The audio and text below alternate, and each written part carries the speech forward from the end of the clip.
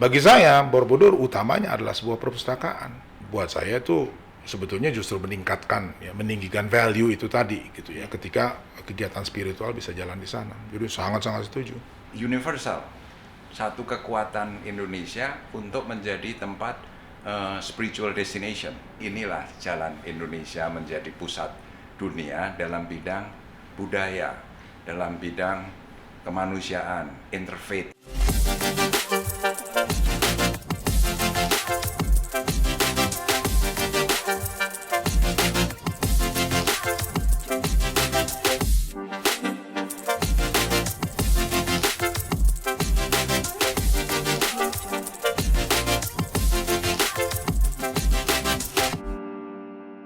Gimana Mas Ilmar meresponi?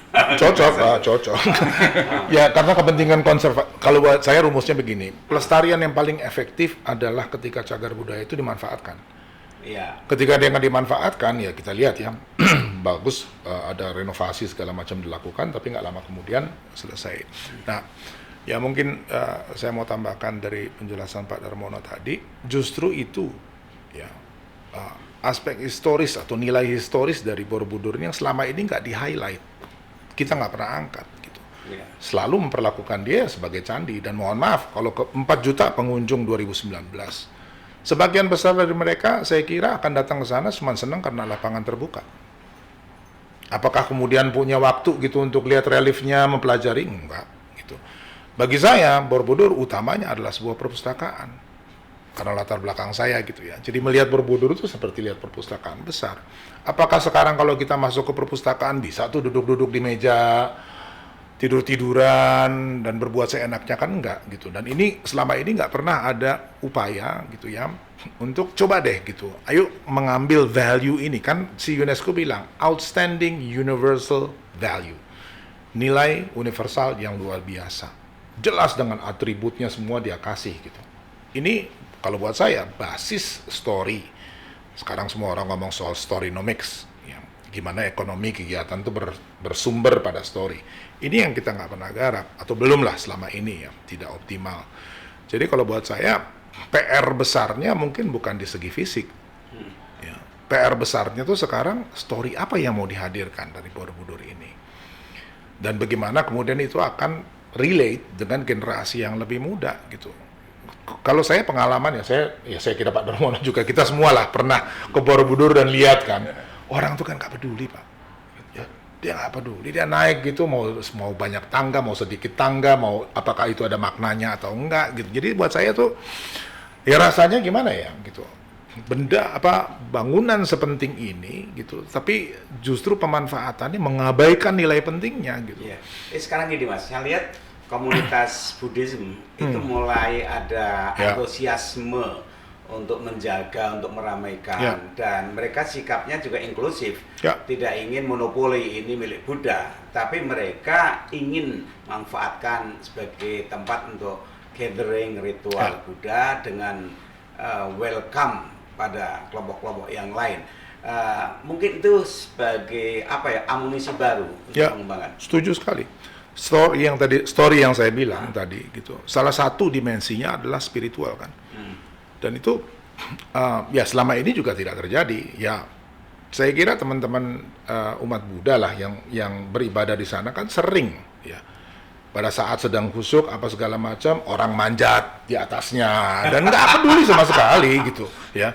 Dan justru ini kan gitu, itu yang kita mau. Ini kan harusnya diatur. Oke, mau ibadah jam berapa? Sehingga ketika itu langsung serene.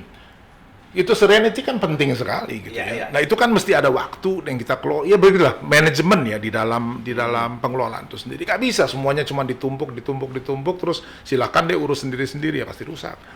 Jadi dari kita sekarang senang sekali ketika Menak misalnya bicara gitu ya. Wah, ini akan jadi pusat ibadah. Problemnya cuma kata pusat.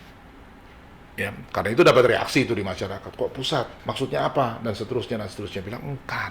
Ya, semua orang dapat menggunakan ya dengan cara dan keperluannya gitu ya. Termasuk umat yang ingin beribadah di sana ya kita terbuka gitu. Dan ya sebetulnya kalau tiap Waisak rame ya di Borobudur.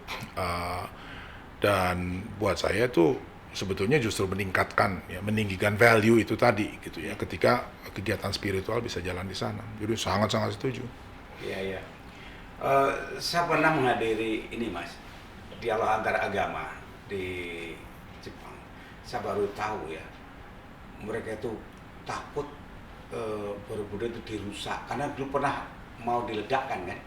Ya, Dan tahun mereka 85. punya warisan patung apa di Afghanistan yang dihancurkan Taliban. Ya. Saya nggak merasa, tapi rupanya mereka ada luka sekali. Ini bagi mereka satu monumen yang historis dihancurkan. Sehingga ketika ketemu kami dari Indonesia, itu mereka jangan-jangan nanti Borobudur juga dirusak gitu loh. Kami jelaskan selama ini saya sebagai orang Islam, saya orang Borobudur, nggak ada problem. Kami ikut merawatnya dan sebagainya. Nama saya, kalau ini bisa diatur dengan rupa, di samping memberikan manfaat ekonomi, budaya sekitarnya, ini di mata dunia juga menjadi satu apa ya, ikon demikian kerukunan hidup umat beragama di Indonesia. Betul. Tapi saya belum melihat Mas, ke depan ini kira-kira apa agenda yang agak apa ya real mau dilakukan untuk mengembangkan Borobudur ini? Ya, kalau sekarang diskusinya masih soal penataan, tetapi tadi ya penajaman makna Borobudur ini yang mau kita tonjolkan, mau kita angkat ya.